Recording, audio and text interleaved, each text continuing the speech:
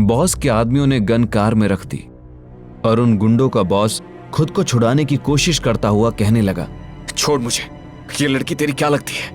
मेरी मदद कर तो मैं तुझे भी अच्छे पैसे दे दूंगा। पैसों का नाम सुनते ही विवेक ने चारों तरफ अपनी नजर घुमाई। तभी विवेक का फोन बज उठा। उसने देखा तो शनाया का कॉल था। शिट, 9 बजने वाले हैं। इस लड़की को बचाने के चक्कर में सनाया के हाथों मारा जाऊंगा। विवेक ने उनकी बॉस की गर्दन पर पकड़ ढीली की तो उसने राहत की सांस ली। उसे विवेक की मसल पावर अच्छे से महसूस हो चुकी थी, लेकिन चाकू के दम पर विवेक के इशारा करते ही उसके बॉस के आदमियों ने लड़की को विवेक की कार में पीछे वाली सीट पर लिटा दिया। कार में वहीं बंदूक भी पड़ी थी। विवेक वहां से निकलकर जैसे ही आगे बढ़ा तो उसे अपने पीछे एक पुलिस की कार आती दिखाई दी।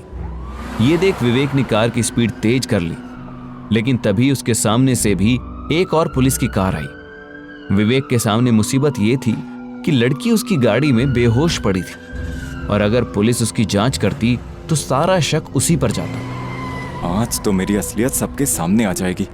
अच्छा भला सनाया से मिलने जा रहा था, पता नहीं बीच में इस लड़की के चक्कर में कहां फंस गया। तभी अचानक लड़की की आंख खुली और उसने देखा और वो जोर से चीखी, ए मिस्टर, तुम मुझे कहां लेकर जा रहे हो? उतारो मुझे। विवेक ने जैसे ही कार के शीशे में से देखा तो उसे दिव्या दिखाई दी। वो झट से पीछे पलटा। मैं आपको कहीं लेकर नहीं जा रहा, बल्कि आपकी सिक्योरिटी कर रहा हूँ। तुम जैसे लड़कों को मैं अच्छे से जानती हूँ। अगर मेरे पापा को पता चला ना तो हमेशा के लिए तुम्हारा वो फूड ट्रक उठवा के फिकवा देंगे। प्लीज मेरी बात पर यकीन करो। तुम्हें कुछ लोग किडनैप करके ले गए थे। मैं सिर्फ तुम्हें उन लोगों से बचा के लाया हूँ। Shut up! तुम्हारी इतनी हिम्मत! दिव्या कुछ कह पाती उससे पहले ही पीछे से पुलिस की कार का सायरन बजा तो दिव्या चिल्लाने लगी। विवेक ने गुस्से में कार को राइट लेफ्ट किया। हम जल्द से जल्द ग्रीन होटल पहुंचने वाले हैं, फिर तुम वहां से टैक्सी करके घर चली जाना। ए मिस्टर, होटल का नाम लेकर मुझे उकसाने की कोशिश मत करो। मैं कोई ऐसी वैसी लड़की नहीं हूँ, समझे? और रही बात टैक्सी की, तो फिर मुझे यहीं छोड़ दो। इन दोनों की बहस चल ही रही थी कि पीछे से गैंगस्टर लोगों की कार आ पहुंची। विवेक ने साइड मिरर से देखा तो ये वही कार थी जिसने दिव्या को किडनैप किया था। हमारे पास ज्यादा टाइम नहीं है, जल्द से जल्द होटल पहुंचना होगा। किडनैपर हमें फॉलो कर रहा है, तुम अपनी सीट बेल्ट लगाओ। दिव्या ने पीछे देखा तो उसकी भी डर के मारे अब जान निकले जा रही थी। वो समझ गई शायद विवेक उसकी मदद करने वाला है। विवेक ने कार की रफ्तार और तेज कर ली। एक काम करो, ग्रीन होटल पहुँचने में वक्त लगेगा। मैं जहाँ बोल रही हूँ वहाँ ले चलो। लेकिन मुझे 9 बजे से पहले किसी भी हालत में होटल पहुंचना है। विवेक कुछ बोलता उससे पहले ही दिव्या ने अपने बगल में पड़ी गन उठाकर विवेक की कनपट्टी पर लगा दी। विवेक को ना चाहते हुए भी उसके इशारे पर नाचना पड़ा। इधर दूसरी तरफ ग्रीन होटल में शनाया एक बड़े कमरे में बैठी थी। उसके सामने बैठा सुधीर लैपटॉप में कुछ कर रहा था। कंपनी में पिछले क्वार्टर के हिसाब से इस बार ज्यादा प्रॉफिट हुआ है, लेकिन प्रॉब्लम यह है कि हमारा लोन भी बढ़ गया है। तो तुम चाहते हो कि ये लोन मैं अपनी पर्सनल एसेट से पे करूं? नो मैडम, आप गलत समझ रही हैं। मेरे कहने का मतलब है कि हमें एक अर्जेंट मीटिंग अरेंज करके रूल्स में कुछ चेंजेस करने चाहिए।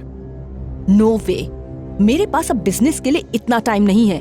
मुझे और भी चीजें देखनी है। इतना कहने के साथ ही सनाया ने सुधीर को वहां से भेज दिया और खुद एक वाइन का गिलास उठाकर सोचने लगी तो उसकी नजर घड़ी पर पड़ी। ये विवेक क्यों नहीं आया अभी तक?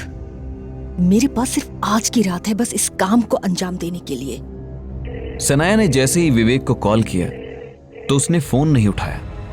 इधर विवेक ने स्पीड में कार चलाते हुए दिव्या के कहे अनुसार एक बड़े विला के गेट में कार एंटर की। उसके बाद चौकीदार ने दिव्या को देखा और सलाम किया। विवेक जल्दी से कार से उतरा। एक काम करता हूँ, कार से जाऊंगा तो लोग मुझे पकड़ लेंगे। टैक्सी से जाता हूँ। थैंक यू मुझे बचाने के लिए। तुम तो बच गई, लेकिन मैं कैसे बचूंगा मैडम? इतना कहते ही विवेक ने बाहर की तरफ कदम बढ़ाए।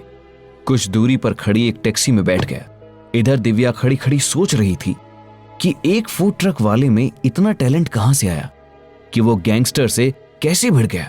उधर टैक्सी वाले को विवेक ने ग्रीन होटल जल्द से जल्द पहुंचने के लिए कह दिया।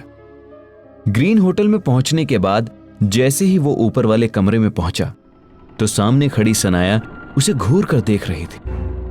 तुमने आज फिर देर कर दी।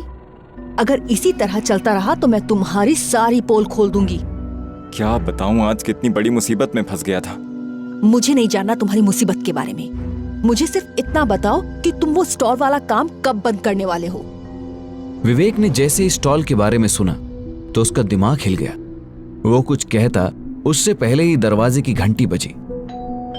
सनाया और विवेक ने एक दूसरे को देखा। विवेक को फिर से डर लग रहा था कि कहीं आज उसे यहां किसी ने शनाया के साथ देख लिया तो बदनामी होगी। वो सीधा वॉशरूम में चला गया। सनाया दरवाजा खोलने आ पहुंची।